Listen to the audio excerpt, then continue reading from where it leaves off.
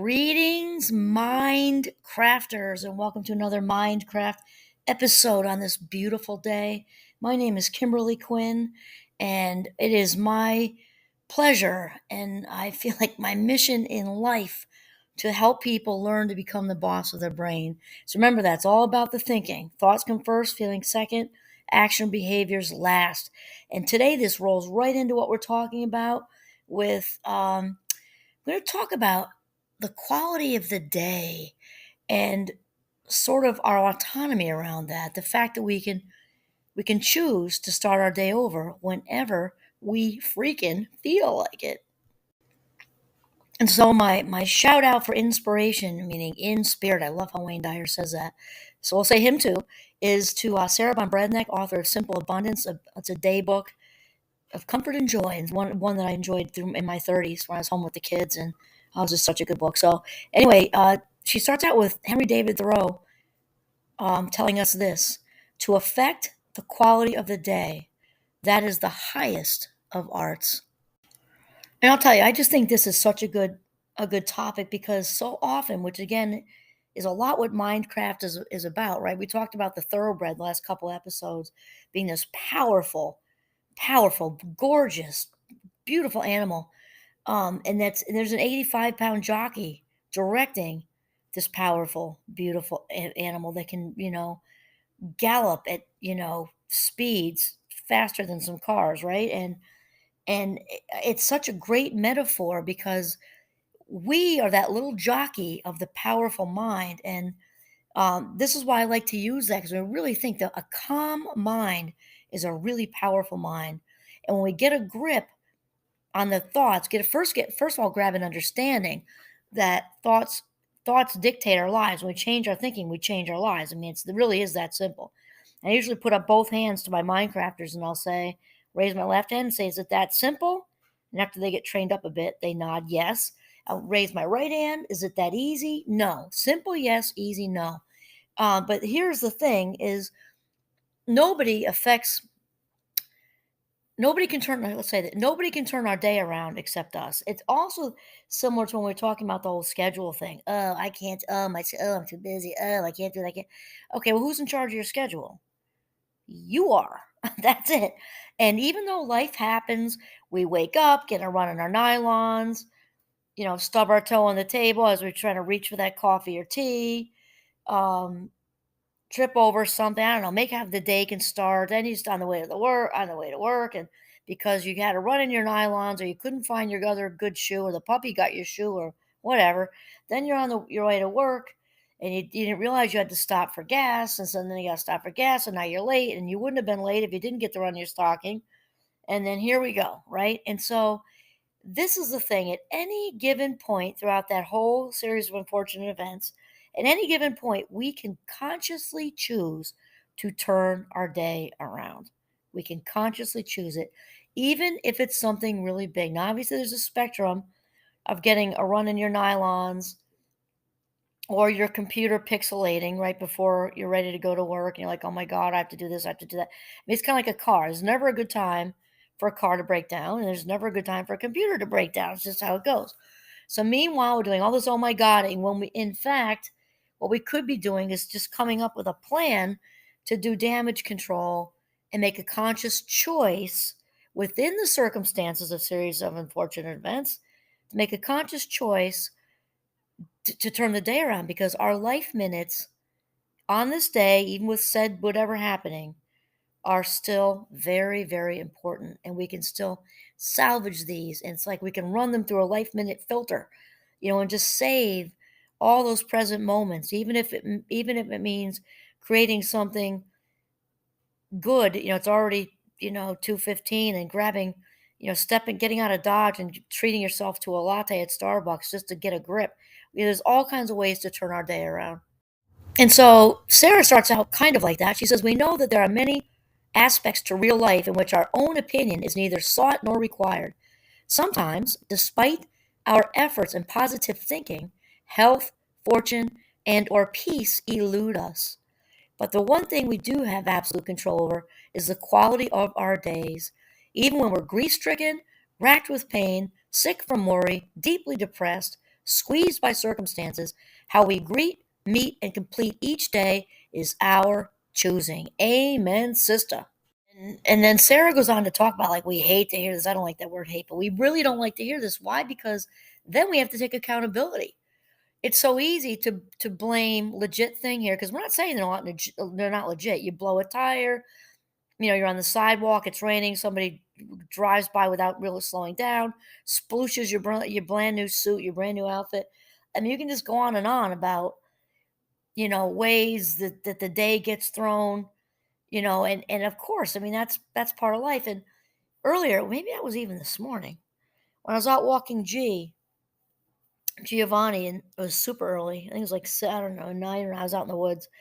And when we have contrast happen in our day, when we have contrast happen in our day, sometimes we really get into digging our claws into the contrast, right? Oh my God, I can't believe this. My computer pixelated. I have a presentation after lunch and then, na. Not saying that's not stressful, okay? But we tend to and we start with the oh my Godding and all this stuff. And when in reality, and it's a tough sell when we're in it. I'm not saying that. But when we return to the fact, because it is a fact, that life doesn't happen to us, life happens for us. And in the end, when we look back at all the curveballs thrown our way, the dots all connect. They all connect somehow, even when it's bigger stuff like losing the job or, a relationship fizzles or whatever. Then we look back and like, wow, I wouldn't have found my now partner if I was still dating his roommate in college. That wasn't so good. Or I wouldn't have landed this awesome opportunity if that said thing didn't happen. And then we have all the little stuff, the little petty, the little stuff that happens all day, like the bumping into the coffee table in the dark when you got up to tinkle in the night, and I have a big bruise on your shin. Somehow, some way, all of that comes together, and we learn and grow from it. It's just how it works. And so Sarah says something super spot on accurate because she talks about, it's the whole hungry, angry, sick, tired, kind of like a 2-year old, right? When a 2-year old is hungry, angry, sick, or tired, or just needing a ton of attention and snuggling, they're not their best selves because they're just not. And I would like to make this stretch into adulthood and say when we're hungry, angry, sick, tired, or need snuggling, we're not our best selves either. And if you add in all the negative hamster wheel stuff when we're worried and we're running those worried feedback back loops through when we're running all the fear-based stuff through our heads when we're grieving when we're even maybe a little depressed we are even chaotic and frantic. We're generally in that moment of chaos and dis-ease, not super interested in the day's quality, right?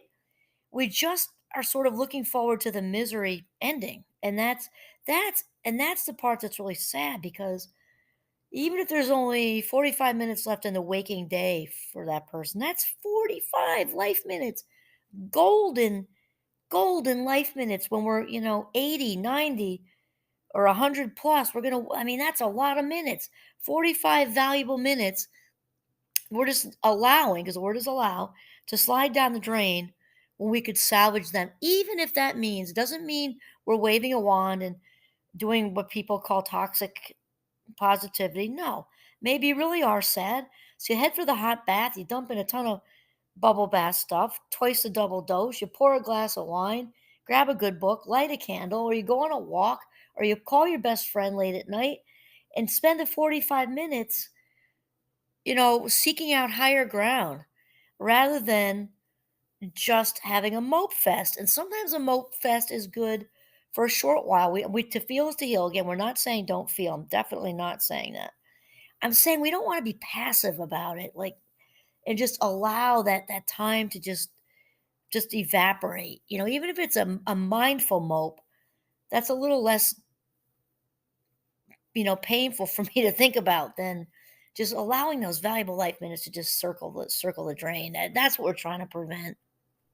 And just remember that age old cliche about misery loves company. That's the truth is misery loves miserable company.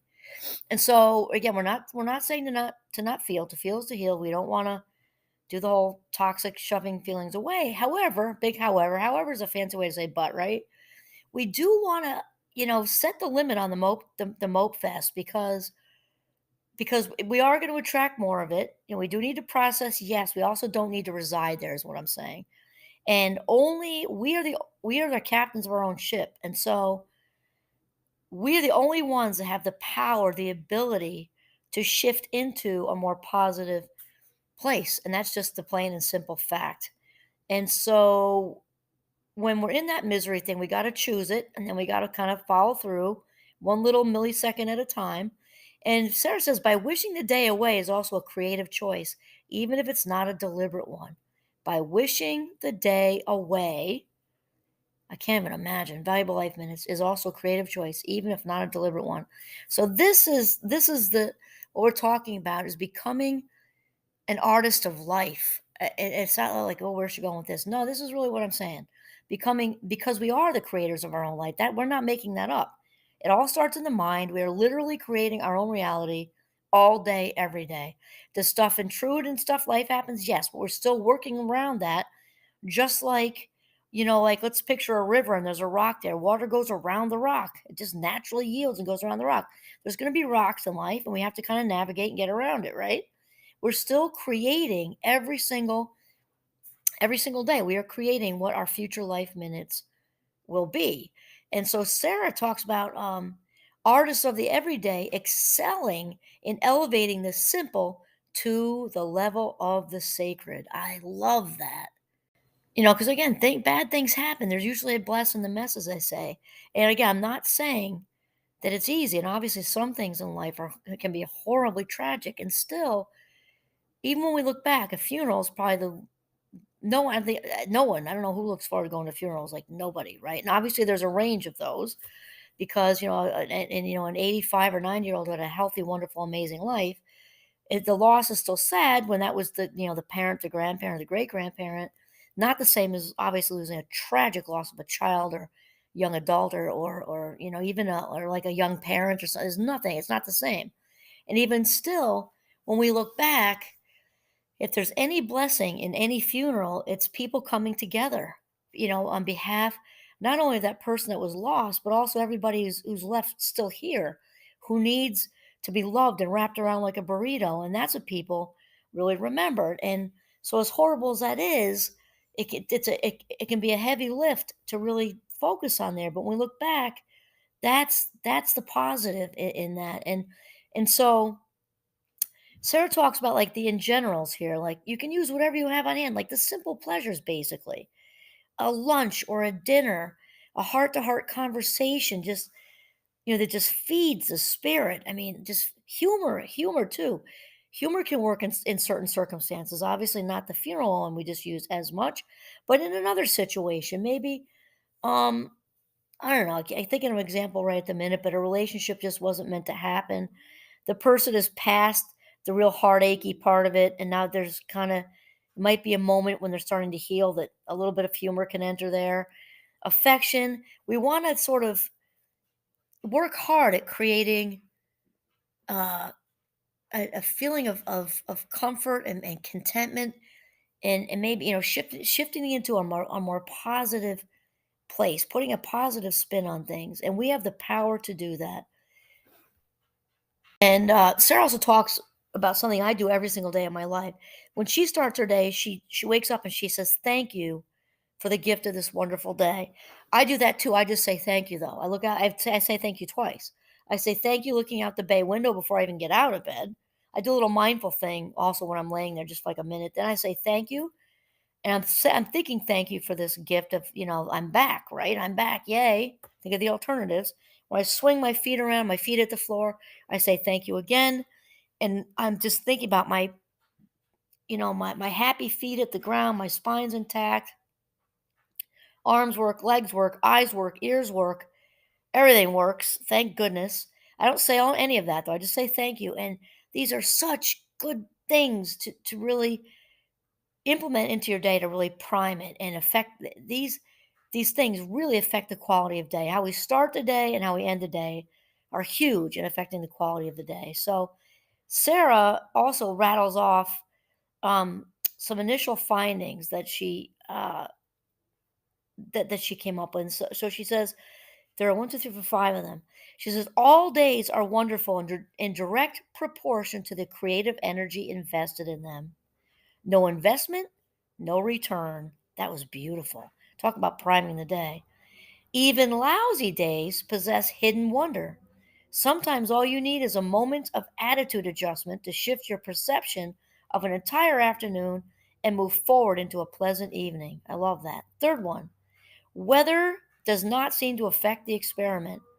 Gray, cold, and rainy days spent in an office are just as susceptible to the warming influence of enthusiasm as are sunny days spent lying in a hammock sipping sangria.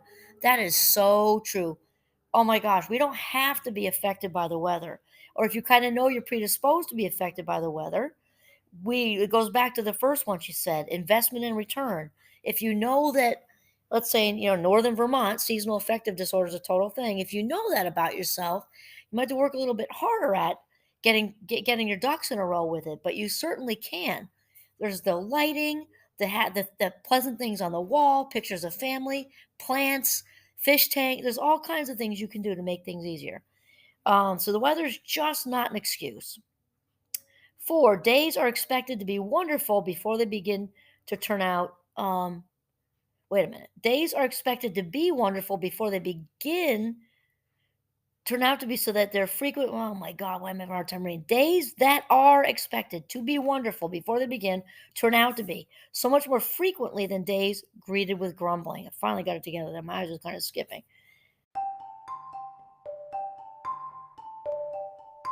I think because I get so excited, my mind is like running way faster than my mouth. That's part of it too. Okay, then the last one. So she talks about this intention, really, is what she's talking about. We've talked a lot about Minecraft has just a lot to do with intention. And every single day when I go to the woods with G, I do my whole prayer thing, and then I do how may I be of service, and I end with my intention. What is my intention today? When we decide the day is going to unfold the best it possibly can, guess what? Drum roll, please. It does. Okay? And here's the last one. The results of this experiment suggest that it doesn't matter whether a day is good or bad, it matters what we do with it. And then Sarah says, we knew that. If the quality of the day, summing it up here, is up to us. We are the captains of our own ships and the writers of our own script, the creators of our own reality. And that is it. This is Kimberly Quinn signing off from the beautiful, beautiful northern Vermont. Have a mindful day.